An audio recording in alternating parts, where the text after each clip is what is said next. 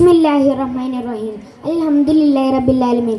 അസ്സലാത്തു വസ്സലാമു അലാ അഷ്റഫുൽ മുർസലീൻ വഅലാ ആലിഹി വസഹ്ബിഹി അജ്മഈൻ. അമ്മാ ബഅദ്. ഏറെ ആദരവുകൾ നിറഞ്ഞ ഉസ്താദുമാരെ, വേദിയിലും സദസ്സിലും ഇരിക്കുന്ന വിശിഷ്ട വ്യക്തികളെ, എൻ്റെ പ്രിയ മാതാപിതാക്കളെ, കൂട്ടുകാരെ, അസ്സലാമു അലൈക്കും. ലോകം മുഴുവൻ അന്ത്യപ്രവാചകൻ മുഹമ്മദ് മുസ്തഫ സല്ലല്ലാഹു അലൈഹി വസല്ലം തങ്ങളുടെ മഹത്തായ ജന്മദിനം ആഘോഷിക്കുന്ന ഈ ധന്യമുഹൂർത്തത്തിൽ നബി സല്ലല്ലാഹു അലൈഹി വസല്ലമയുടെ മധുകളിൽ അല്പം നിങ്ങളുമായി പങ്കുവയ്ക്കാൻ അവസരം ലഭിച്ചതിൽ ആദ്യം തന്നെ ഞാൻ അല്ലാഹുവിനെ സ്തുതിക്കുന്നു. അൽഹംദുലില്ലാഹ്. 14 നൂറ്റാണ്ടുകൾക്ക് മുമ്പ് ഈ ലോകത്തോട് യാത്ര പറഞ്ഞ വ്യക്തിത്വം ഇന്നും തന്നെ അനുയായികളാൽ സ്മരിക്കപ്പെടുന്നുണ്ടെങ്കിൽ അത് മുഹമ്മദ് നബി സല്ലല്ലാഹു അലൈഹി വസല്ലം തങ്ങൾ മാത്രമാണ്. ശില്പങ്ങളില്ലാതെ, ഒരു ചിത്രം പോലുമില്ലാതെ ഒരു മുസ്ലിം ഓരോ ദിവസവും ആ നാമം കേട്ടുകൊണ്ടിരുന്നു. ഇത് അത്യത്ഭുതം തന്നെയാണ്. ഈ ലോകം മുഴുവൻ റസൂൽ സല്ലല്ലാഹു അലൈഹി വസല്ലമയുടെ നാമം മാറ്റൊലികൊള്ളുന്നു. മുസൽമാൻ മാത്രമല്ല, ജീവിതത്തിൽ നന്മ ചെയ്യണമെന്ന് ആലോചിക്കുന്ന ഏതൊരു വ്യക്തിയിലേക്കും ആ ജീവിതം കടന്നു വരാറുണ്ടെന്ന് എന്നതിൽ സംശയമില്ല. അത്രയേറെ വശമായിരുന്നു തിരുജീവിതശൈലി. നബി സല്ലല്ലാഹു അലൈഹി വസല്ലമയുടെ മധുകൾ എത്ര പറഞ്ഞാലും മതി വരില്ല. നബി സല്ലല്ലാഹു അലൈഹി വസല്ലമ കാരുണ്യത്തിൻ്റെയും സ്നേഹത്തിൻ്റെയും പരസ്പര വിട്ടുവീഴ്ചയുടെയും പശ്ചാത്തലമാണ്. ഒരിക്കൽ മരുഭൂമിയിലൂടെ ഒരു വൃദ്ധ സ്ത്രീ വിറകുകെട്ടുമായി നടന്നു പോവുകയായിരുന്നു. പെട്ടെന്ന് ആ വഴിയിൽ ഒരു ചെറുപ്പക്കാരൻ വരികയും താൻ സഹായിക്കാം എന്ന് പറയുകയും ചെയ്തു.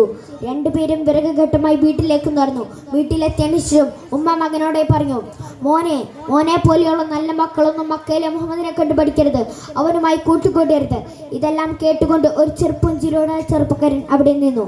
പോകുന്നതിനിടയിൽ പേരെണ്ണീച്ചപ്പോൾ ആ ചെറുപ്പക്കാരൻ പറഞ്ഞു, ഉമ്മ പറഞ്ഞ മുഹമ്മദ് ഞാൻ തന്നെയാണ്. സ്തംഭിച്ച് നിന്ന് പോയ വൃദ്ധ ഇത്രയും നേരം തന്നെ കുറിച്ച് വളരെ മോശമായി സംസാരിച്ചതുപോലും തിരിച്ചൊന്നും പറയാതെ റസൂൽ സല്ലല്ലാഹു അലൈഹി വസല്ലം തങ്ങൾ മടങ്ങിപ്പോയി. അതാണ് കരുണത്തിൻ്റെ പ്രവാചകൻ. മറ്റൊരിക്കൽ നബി സല്ലല്ലാഹു അലൈഹി വസല്ലം വളരെ വിഷമത്തോടെ മക്കയിൽ നിന്ന് ഏറെ പ്രതീക്ഷയോടെ തൻ്റെ ഉമ്മയുടെ നാടായ തായിഫിലേക്ക് ചെന്നു. പക്ഷേ നബി സല്ലല്ലാഹു അലൈഹി വസല്ലം തങ്ങൾക്ക് അവിടെ കാത്തുവച്ചതും മറ്റൊന്നായിരുന്നു. നബി സല്ലല്ലാഹു അലൈഹി വസല്ലം അവിടെ എത്തിയപ്പോൾ ധാരാളം ആളുകൾ നബിയെ ഭ്രാന്തനാണെന്ന് വിളിച്ച് കളിയാക്കുകയും കല്ലെറിയുകയും ആണ് ചെയ്തത്. അള്ളാഹുവിൻ്റെ റസൂൽ വളരെ ദുഃഖിതനായി.